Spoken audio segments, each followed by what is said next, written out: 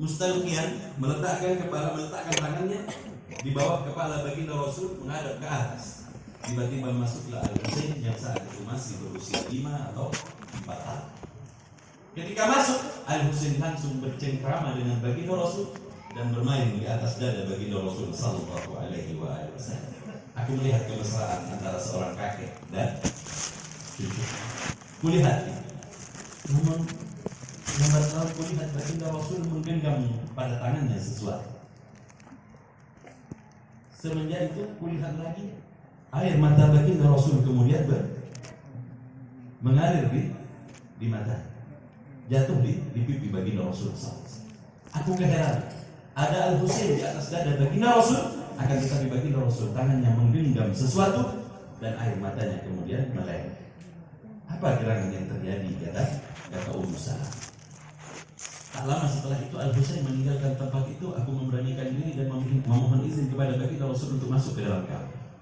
Ketika aku masuk ke dalam kamar, kulihat air mata baginda Rasul masih meleleh. Bertanyalah aku kepada baginda Rasul sallallahu alaihi wasallam, "Ya Rasulullah, kulihat tadinya engkau sedang bercengkrama dengan cucumu Al-Husain. Namun mengapa tiba-tiba air matamu tiba-tiba meleleh dan engkau menggenggam sesuatu di tanganmu?" Rasulullah membuka genggaman tangannya dan memperlihatkan yang digenggam oleh baginda Rasul adalah segenggam tanah. "Wahai Ummu Salamah, peganglah tanah ini." Kemudian aku mengambil mengambil sebuah botol. Kemudian aku masukkan di dalam. "Simpanlah. Kelak jika ia telah berubah menjadi darah, maka cucuku Al-Husain telah terbunuh di sebuah tempat yang bernama Karbala." Keilmuan baginda Rasul adalah pemberitahuan dari Allah Subhanahu wa Ta'ala.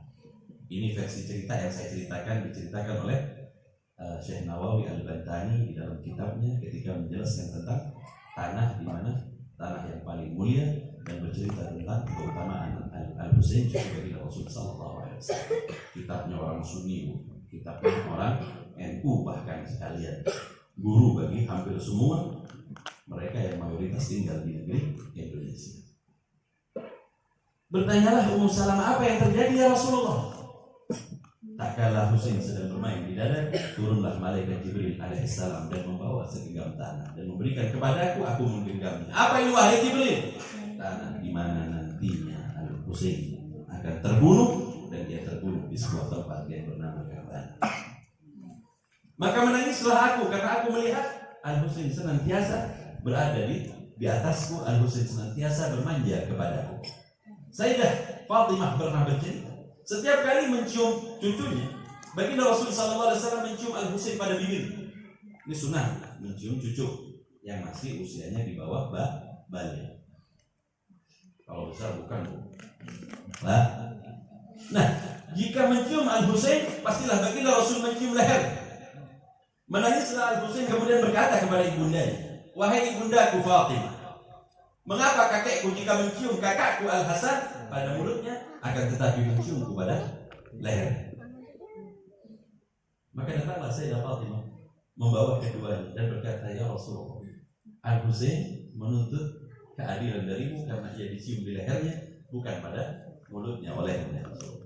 Menangislah baginda Rasulullah SAW dan bercerita, "Tahukah engkau wahai Fatimah bahwa Allah Subhanahu wa Ta'ala melalui malaikat Jibril bercerita kepada bahwa kelak Al-Hasan akan terbunuh dengan cara diracun oleh seorang perempuan, sehingga aku melihat warna biru pada mulut. Maka aku mencium bibirnya karena aku tahu kalau cucuku ini akan mendapatkan ujian yang berat dari Allah Subhanahu wa Ta'ala. Kemudian mengapa aku mencium Al-Husain pada lehernya? Karena kelak antara tubuh dan kepalanya dia akan terpisah dan kejadian itu berada di negeri Karbala nanti." Mendengar itu menangislah Sayyidah Fatimah. Lalu datang kepada baginda Rasul, "Ya Rasulullah, demi kedekatanmu kepada Allah, zat yang dermawan, zat yang pasti, jika engkau meminta, Allah pasti memberikannya. Mintalah kepadanya agar Al-Husain tidak terbunuh ya Rasulullah." Baginda Rasul berkata, "Tidak wahai Fatimah, doaku ini hanya untuk umatku yang nantinya akan aku berikan kepada umatku di saat hari di mana setiap umat membutuhkan aku." Lihat bagaimana baginda Rasul cintanya kepada kita. Seharusnya baginda Rasul berdoa untuk cucunya, tapi tidak. Baginda Rasul meminta demi cinta baginda Rasul sallallahu alaihi wasallam kepada umat. Yang menjadi pertanyaan kita, Sejauh apakah cinta kita kepada baginda Rasul sallallahu alaihi wasallam? Adakah kecintaan kita kemudian menyebabkan kita sedemikian dekat dengan baginda Rasul tak henti-hentinya di saat kita bersalawat kepada baginda Rasul? Jika bertanya tentang kecintaan para sahabat, kita tahu persis kecintaan sahabat kepada baginda Rasul tak akan pernah kita lakukan lagi. Kecintaan para sahabat kepada baginda Rasul, mereka membuktikannya dengan meninggalnya mereka di medan perang. Bahkan ada satu orang tak diceritakan namanya di dalam kitab Manhajus Shalihin. Di dalam kitab itu diceritakan tentang seorang sahabat yang mencintai baginda Rasul sallallahu alaihi wasallam. Dia masuk Islam, tak lama masuk Islam langsung hijrah bersama baginda Rasul. Ketika hijrah bersama baginda Rasul perang pertama kali yang kemudian disebut dengan perang Badar pertama mendapatkan kemenangan. Ketika mendapatkan rampasan perang, baginda Rasul membagi beberapa harta dari harta peperangan yang didapat. Ghanimah namanya, rampasan perang namanya ghanimah. Dibagi oleh baginda Rasul. Kemudian baginda Rasul menyisihkan lagi sedikit. Kata baginda Rasul, mana orang yang masuk Islam kemudian dia langsung hijrah bersama ke negeri Madinah. Orang-orang tahu semuanya. Dan di dalam kitab itu nggak diceritakan namanya oleh Habib Zain bin Ibrahim bin Smith, nggak diceritakan namanya. Siapa namanya? Berikan ini kepadanya. Karena waktu itu ia kerja di luar Madinah. Maka ketika ia kembali ke kota Madinah, ada sahabat yang datang kepadanya dan mengatakan, ini dari Rasulullah untukmu. Apa ini? Karena engkau telah berperang bersama baginda Rasul dan engkau mendapatkan ghanimah rampasan perang. Di bawah uang yang dikasih tadi itu kemudian dibawa kepada Rasulullah. Ya Rasulullah, aku kembalikan ini.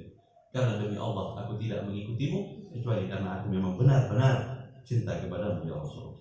Aku benar-benar ingin mengikutimu ya Rasulullah. Bukan karena ini dan bukan karena yang lain. Kata baginda Rasul, itu karena engkau berperang maka engkau mendapatkan ghanimah. Tidak ya Rasulullah. Aku ikut bersamamu karena aku berharap ada sebuah anak panah yang nantinya akan menancap di pelipisku yang sebelah kanan dan tembus sebelah kiri. Itu yang aku harapkan ya Rasulullah. Ternyata di perang Uhud hal itu terjadi benar sebagaimana yang dikatakan olehnya. Apa yang menimpanya? Sebuah anak panah yang menembus dari pelipisnya dan tembus di pelipis kiri. Ketika melihatnya baginda Rasul sallallahu alaihi wasallam menangis. Sebagian riwayat menyebutkan itu sebab kemudian diturunkannya sebuah surat di dalam Al-Quran, minal mu'minina rijalun sadaqu ma ahadullah wa minhum man qada nahbahu wa minhum man yattakhir. Di antara mereka orang-orang yang beriman ada laki-laki yang berpegang teguh kepada janjinya. Di antaranya adalah orang. Ketika ia meninggal, pakaiannya tak cukup untuk ditutupkan ke tubuhnya. Baginda Rasul membuka jubahnya, kemudian baginda Rasul memakaikan pakaian ini. Bentuk kecintaan baginda Rasul menghargai kecintaan sahabatnya tadi. Jika seorang dikubur dengan jubah baginda Rasul sallallahu alaihi wasallam, kira-kira malaikat itu nanya apa enggak? Jangan nanyain kepada saya kira-kira bahasa malaikat apa gitu. Mulai akhirnya ngawur semua jawab tidak. Ketika dia membawa jubah baginda Rasul sallallahu alaihi wasallam, jaminan bagi kecintaannya kepada baginda Rasul sallallahu alaihi wasallam. Itu sebab ketika kita berada di majelis taklim seperti ini, tak lain dan tak bukan kita ingin menambah kecintaan kita kepada baginda Rasul sallallahu alaihi wasallam. Kita ingin sampai kepada kecintaan kepada Allah Subhanahu wa taala. Yang kedua, kecintaan ini adalah yang diminta oleh Allah Subhanahu wa taala. Tak kala datang seseorang kepada baginda Rasul kemudian mengatakan, "Ya Rasulullah, sungguh kami mencintai Allah Subhanahu wa taala. Qul in kuntum tuhibbunallah." Katakanlah wahai Muhammad, jika mereka mencintai Allah, fattabi'uni yuhibbukumullah. Ikutilah aku, ikuti baginda Rasul sallallahu alaihi wasallam. Disinilah bukti kecintaan kita kepada Allah dan Rasulnya dengan mengikuti apa yang berasal dari baginda Rasul sallallahu alaihi wasallam yang telah diajarkan oleh baginda Rasul yang berasal dari Allah Subhanahu wa taala.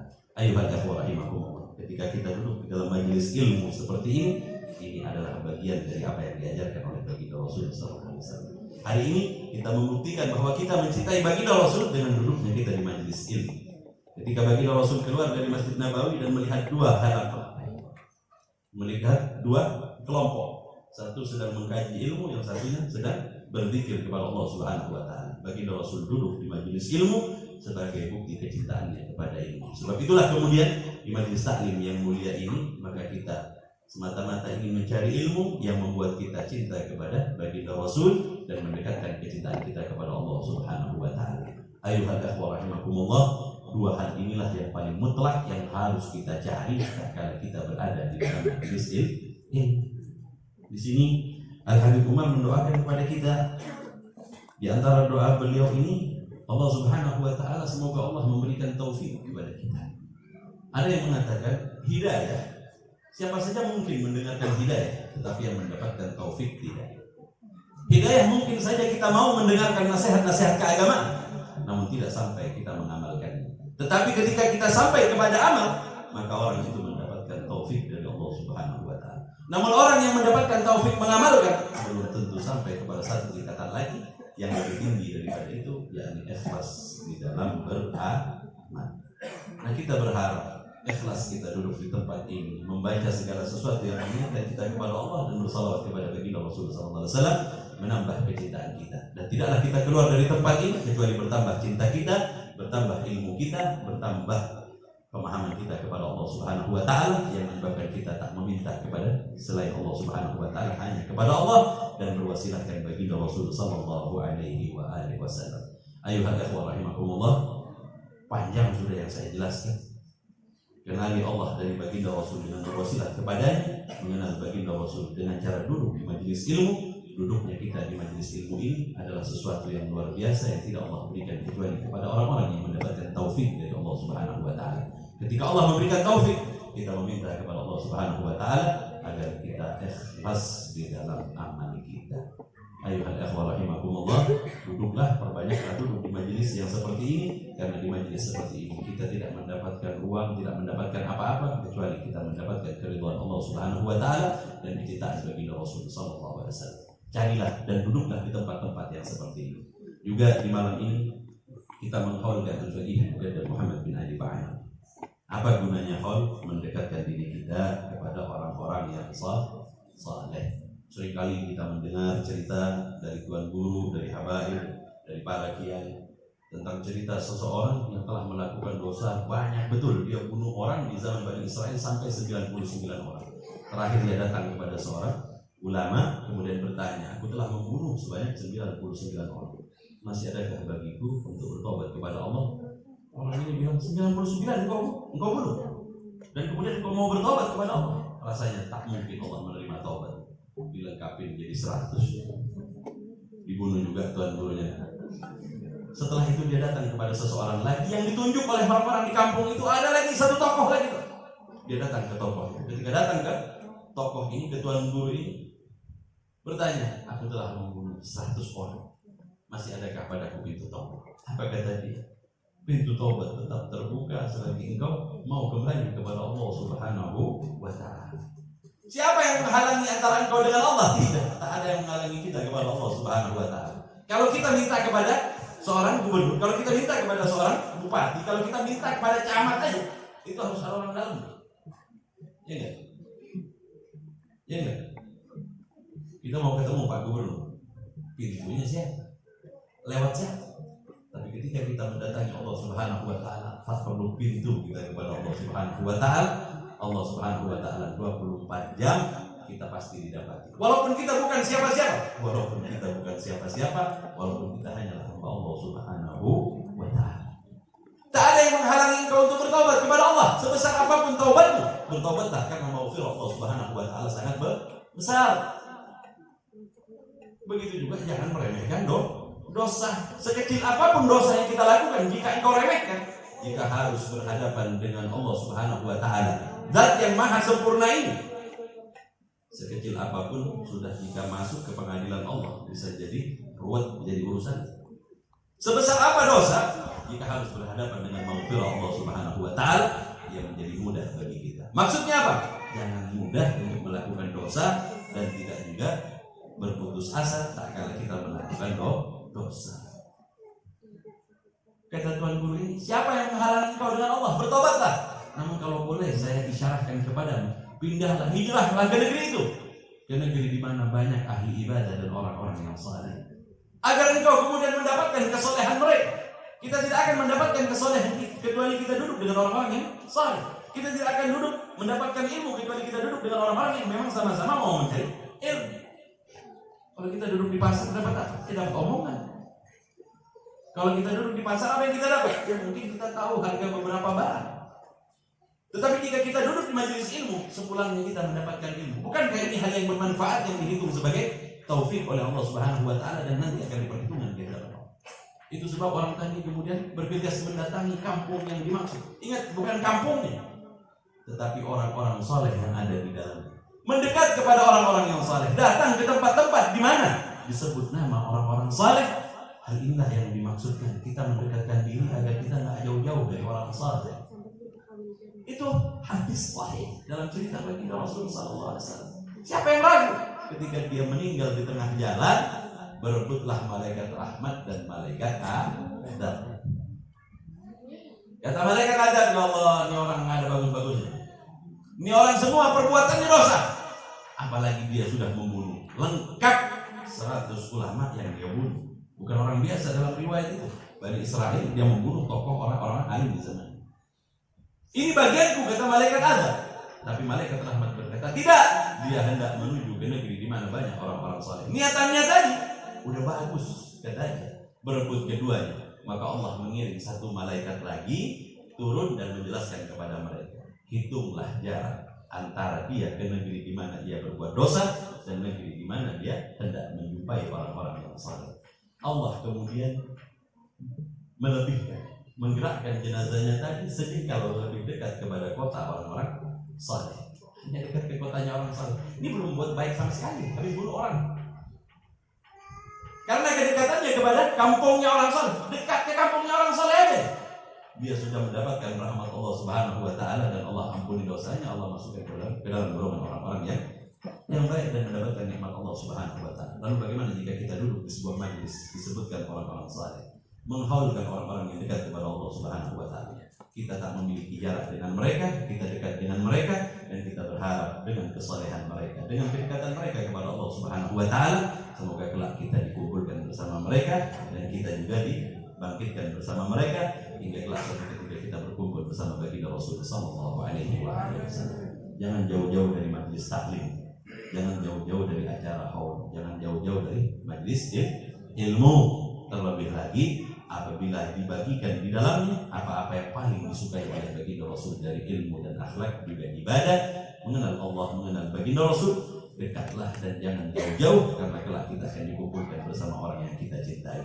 Almarhum ma'aman ahab, setiap orang bersama dengan orang yang dicintai. Siapa yang kau cintai di dalam hati? Jika engkau lebih mencintai majelis ta'lim, maka Allah bangkitkan engkau bersama baginda Rasul karena kegemaranmu kepada ilmu. Jika engkau mencintai selain ini, naudzubillah wal iyadzubillah, semoga Allah Subhanahu wa taala bangkitkan kita bersama baginda Rasul, diberikan kecintaan kepada orang-orang yang saleh, kecintaan kepada ilmu, kecintaan kepada baginda Rasul sallallahu alaihi wasallam, bertambah pemahaman kita tentang sifat-sifat Allah sehingga kita tidak meminta kecuali kepada Allah Subhanahu wa taala. Ayuhal ikhwah rahimakumullah, ikhwan akhwat yang dimuliakan oleh Allah, tak berpanjang lebar saya dalam pembahasan saya.